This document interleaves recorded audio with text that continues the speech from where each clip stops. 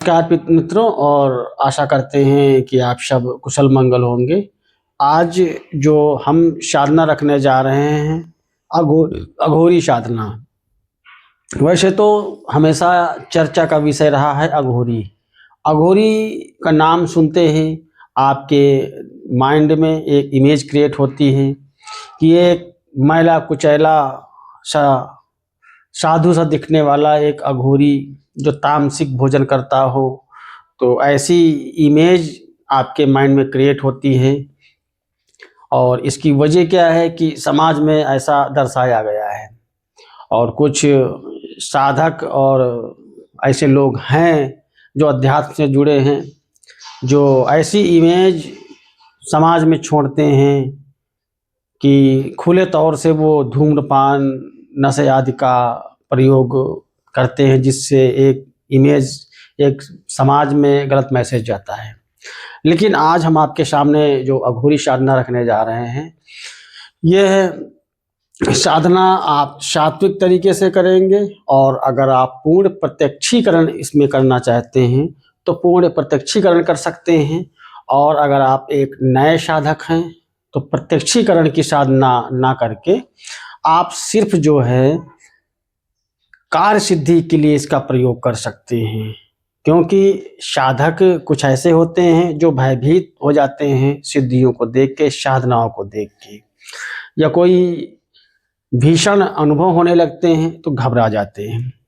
तो ऐसी स्थिति में आप दो तरीके से साधना कर सकते हैं। एक कार्य सिद्धि के लिए, कार्य सिद्धि का मतलब है आपको हल्के फुल्के अनुभव होंगे साधना काल में, बस। इसके बाद जब भी आप किसी का उतारा करेंगे या झाड़ फूंक करेंगे, किसी को हील करेंगे, तो उसे आराम मिलेगा, लेकिन शक्ति आपको दिखेगी नहीं। और एक पूर्ण प्रत्यक्षीकरण में, उसमें बाबा अघोरी के आपको दर्शन होते हैं दो तरीके से। तो आप इसे डिसाइड करिए आप किस तरीके से करना चाहते हैं। तो मैं आज जो साधना देने जा रहा हूँ, ये बाबा मनसाराम अघोरी की साधना है। इस साधना को आप अपने घर में कर सकते हैं, और अगर चाहें तो शमशान भूमि में कर सकते हैं। जो घर में करेंगे वो 7 दिवसीय साधना होगी, 7 डेज की। उसमें आपको जो है अपने घर में एक रूम के अंदर एक कमरे में बैठ के मंत्र जाप करना है। और जो मंत्र जाप आप करेंगे, ये आप 3 माला का जाप करेंगे। जो मैं मंत्र आपको देने जा रहा हूँ, 3 माला का जाप करेंगे। और अगर पूर्ण प्रत्यक्षीकरण के लिए करना चाहते हैं तो इसे आप शमशान भूमि में करेंगे। 3 माला का वहाँ भी जाप होगा, लेकिन ये जो साधना होगी वो 41 दिन की होगी, 41 डेज की। तो ये आप डिसाइड करिएगा। और ये एक प्रमाणित मंत्र है, ये कभी फेल नहीं होता है। तो आप लोग जो है इस साधना को करने से पहले अपना मन को मजबूत करें। और इसमें देखा जाए तो परहेज नहीं है, कोई परहेज नहीं है। लेकिन मेरा ये मानना है कि जब आप साधना करें तो साधना के समय आप पूर्ण ब्रह्मचर्य से रहें, सात्विक भोजन करें, एकांतवास करें, तब साधना का जो रिजल्ट अच्छा आता है।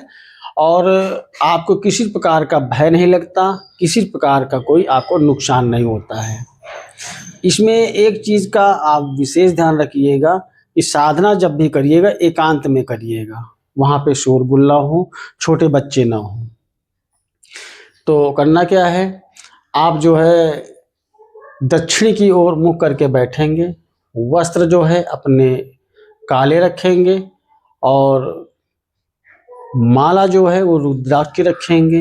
भोग के लिए आप मीठा रखेंगे, ठीक है।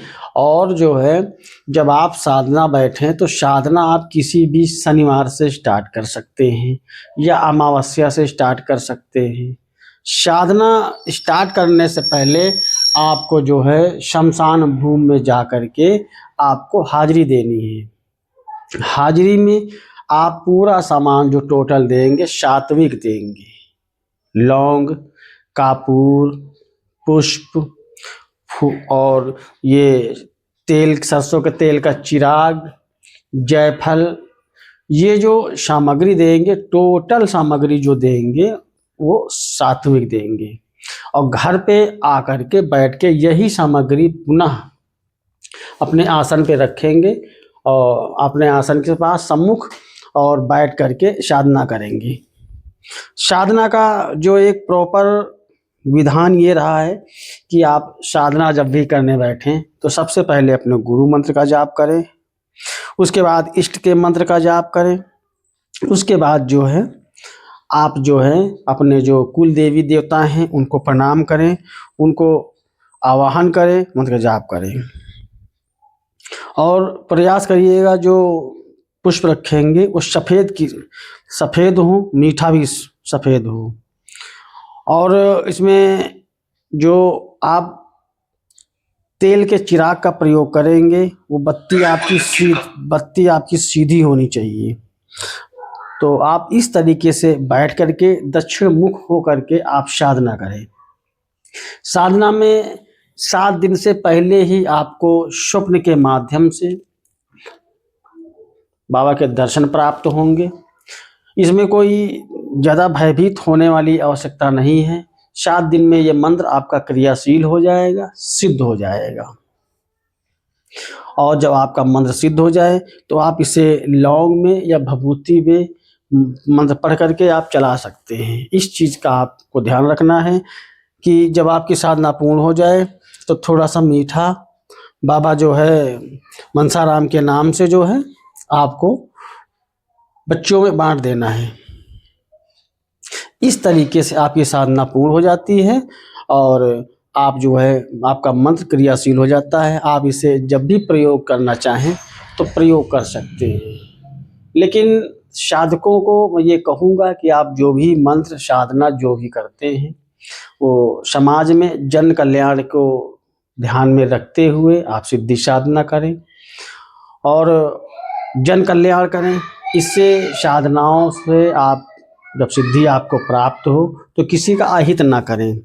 इस चीज़ का विशेष ध्यान रखें, क्योंकि हर चीज़ के 2 पहलू होते हैं, एक सकारात्मक एक नकारात्मक। अगर आप विद्या का नकारात्मक प्रयोग करते हैं तो आपके जीवन में नकारात्मक ऊर्जा का उत्पन्न हो जाएगी, उद्गम हो जाएगा और आपको और आपके परिवार को भी नुकसान पहुंचाएगी अप्रत्यक्ष रूप से।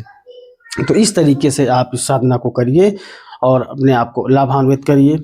तो मिलेंगे नई जानकारी के साथ, तब तक आप सभी को मंगल कामनाएं।